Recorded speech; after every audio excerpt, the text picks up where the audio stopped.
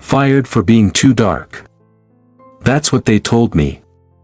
Imagine walking into your company one day with confidence, knowing you've done everything right, only to be caught off guard by those words. That's exactly what happened to me at a large corporation. It was not just an insult but a revelation. I decided to fight back, with a passionate lawyer by my side. We dug deeper and discovered something shocking, a pattern of systemic racism. Promotions, hiring practices, even day-to-day interactions are tainted by bias. As we gathered the evidence, the scale of injustice became undeniable. But can we prove it in court? Let me take you through the roller coaster of emotions and intense court battles we face. There were times when I wanted to give up, but listening to the stories of others who suffered the same fate boosted my resolve. And then, the breakthrough happened. We won the case. The company was forced to make important policy changes. For the first time, black representation and leadership positions increased. It's not just a victory for me, it's a victory for everyone who has ever felt slighted because of their race. So how can one man's fight expose a corporate scandal and change the entire system? Stay tuned because this story is far from over. I remember the day Tyrone was fired like it was yesterday. It was a normal Tuesday morning and everything seemed normal at the office. We are all busy with our work. Suddenly there was a noticeable commotion near the Human Resources Department. Tyrone, one of the hardest working and most dedicated employees on our team, was fired. The news spread throughout the office like wildfire. Everyone was shocked because Tyrone had always been a top performer, regularly excelling in his role. The official reason given for his dismissal was performance issues, which many of us found strange. Tyrone consistently receives good reviews and is known for its meticulous attention to detail. It is unreasonable for someone with such qualifications to suddenly be considered unsuitable for the job. This caused a lot of attention and made many of us question the misguided motive behind his dismissal. There was a distinct feeling of unease in the office that day. As we dug deeper, some disturbing truths began to emerge. It turns out Tyrone's firing wasn't an isolated incident. Several other co-workers, mostly people of color, were also fired under similarly suspicious circumstances. It's like there's an unspoken motif, a hidden agenda that no one wants to admit openly but everyone suspects. The atmosphere became more tense as more and more employees began to question the fairness of our workplace. Tyrone himself was extremely miserable. He poured his heart and soul into his job only to be fired without any good reason. This experience left him feeling betrayed and disillusioned. I remember having a long conversation with him over coffee a few days after he was fired. He expressed disbelief and disappointment but also a burning desire to seek justice. It's clear that this isn't just his problem, it's a much bigger problem, a fight against systemic injustice. Looking back, I realized that Tyrone's firing was the tipping point that forced many of us to face uncomfortable truths about our workplaces. That makes us question our own experiences and those of our colleagues. It was the spark that ignited a much-needed conversation about discrimination and unfair treatment in our company, setting the stage for the legal battle to come. Tyrone does not accept being fired. Motivated by a sense of injustice, he decided to take legal action against the company. He filed a lawsuit, alleging racial discrimination on the grounds that the termination was not due to performance issues but was the result of systemic racism within the organization. This was a bold move and it sent ripples throughout the company. People started talking and stories of similar experiences began to emerge from the darkness. The lawsuit itself is a complex and emotional process. Tyrone must gather evidence to support his claims. This is not an easy task. He had to dig through old emails, performance reviews, and any other documents that could prove his point. It was a difficult task, but he was determined to do it. He believes that by standing up for himself, he can also stand up for others who have been treated unfairly. Some of the most compelling evidence comes from former employees who experienced similar treatment. Their testimony painted a bleak picture of a workplace rife with discrimination. There are stories of being passed over for promotions, receiving unfair performance reviews, and even being made racially insensitive comments. These accounts are important in building a case that highlights the widespread nature of the problem. As the incident attracted media attention, news outlets began reporting on the story and it quickly became a hot topic. This public scrutiny has put additional pressure on the company, which must now defend itself not only in court but also in the court of public opinion. The company has issued a statement denying the allegations, but mounting evidence makes it difficult to refute Tyrone's claims. Throughout this ordeal, Tyrone remained steadfast. His determination did not waver. He knows that the road ahead will be challenging, but he also knows that it is a fight worth fighting. He received an outpouring of support from friends, family, and even strangers who heard about his case. This support strengthened his spirit and reaffirmed his belief that he was on the right track. It was a long and arduous journey, but Tyrone was determined to pursue it to the end, as the lawsuit progressed. An investigation was launched to uncover the truth behind the allegations. This investigation revealed some surprising things. The results of the investigation clearly showed that there was a pattern of discriminatory behavior within the company, especially when hiring and promoting black employees. This is not just an isolated case but a systemic problem that has existed for many years. The investigation uncovered multiple instances of qualified black candidates being overlooked for promotions in favor of less qualified white candidates. There are also differences in how performance reviews are conducted, with black employees often receiving harsher reviews for the same work. These findings paint a bleak picture of a workplace that is neither fair nor inclusive. One of the most damning pieces of evidence is an internal memo outlining a cultural appropriateness policy. This policy is essentially a thinly veiled set of rules to exclude people who do not adhere to a cultural norm, and race-specific. It was a shocking revelation that exposed the company's discriminatory practices. This memo became a key piece of evidence in the Tyrone case, highlighting the systemic nature of the problem. The discovery of these behaviors had a profound impact on the company, forcing management to face some uncomfortable truths about their organization. There were emergency meetings, strategy sessions, and a lot of damage control. The company knew it had to act quickly and decisively to address these issues, not only to save face but to create a truly inclusive workplace. For many of us who worked at the company, these revelations were both shocking and validating. They confirmed what many people had long suspected but were afraid to say. It was a wake-up call that something needed to change. The discovery of these practices marks the beginning of a new chapter, one in which we can no longer ignore the systemic problems plaguing the workplace. It's the first step toward creating a more equitable and inclusive environment for everyone. I remember the first time I met Tyrone's lawyer, Mr. Johnson. He had an almost palpable aura of determination. You can see that he's not just taking on a case, he's embarking on a mission. From the moment Tyrone decided to file a lawsuit against the company, Mr. Johnson outlined a comprehensive strategy that left no stone unturned. He meticulously gathered evidence, interviewed witnesses, and even dug deep into the company's history to uncover any patterns of discriminatory behavior. His attention to detail is astonishing, and it is clear that he is deeply committed to ensuring justice prevails. Mr. Johnson's approach is not just about legal moves but about humanizing Tyrone's experience.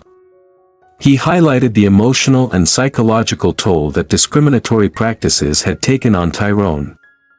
In court, he painted a vivid picture of the hostile work environment Tyrone endured, leaving the jury unable to ignore the blatant injustice he had faced.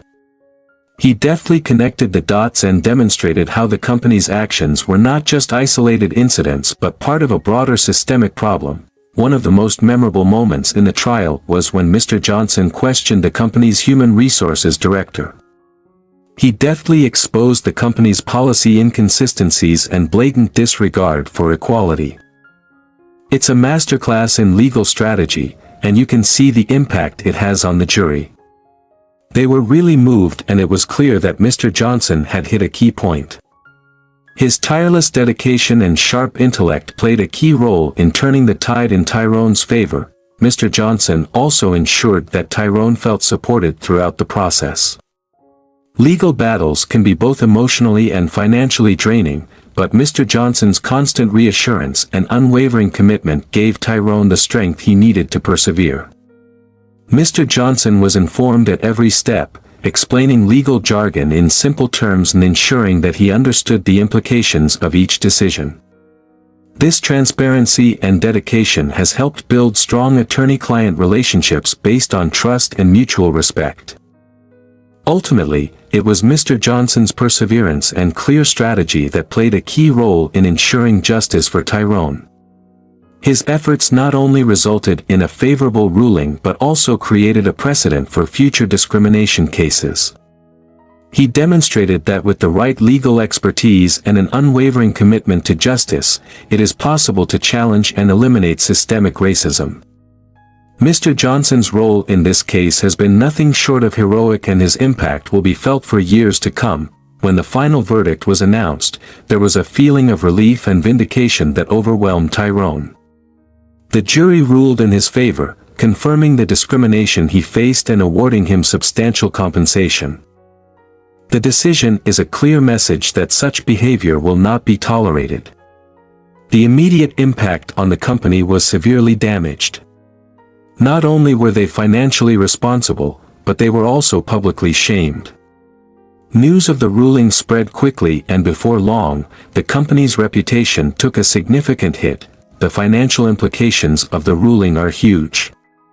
The company was ordered to pay substantial damages to Tyrone, including compensation for lost wages, emotional distress, and punitive damages. This financial blow was a wake-up call for the company, serving as a stark reminder of the consequences of their discriminatory behavior. In addition, the court required the company to conduct regular audits to ensure compliance with anti-discrimination laws. Adding an additional layer of accountability, the impact of the ruling extends beyond finances. The company's employees, especially those who had silently endured similar discrimination, felt a new sense of hope and empowerment.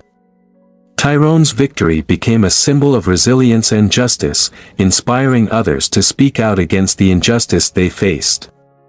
The judgment also sends a strong message to other companies in the industry, emphasizing the importance of promoting an inclusive and fair working environment. Media coverage of the incident was extensive, further amplifying its impact. News outlets covered the story, shedding light on discriminatory practices that were widespread within the company. This public scrutiny forced the company to take immediate action to address issues it could no longer ignore. This matters too because their reputation and bottom line are at stake. The ruling acted as a catalyst for change, forcing the company to reassess its policies and operations. In the days after the ruling, the company held several meetings to discuss how to move forward. They realized that simply obeying the law is not enough. They need to create a truly inclusive and respectful work environment.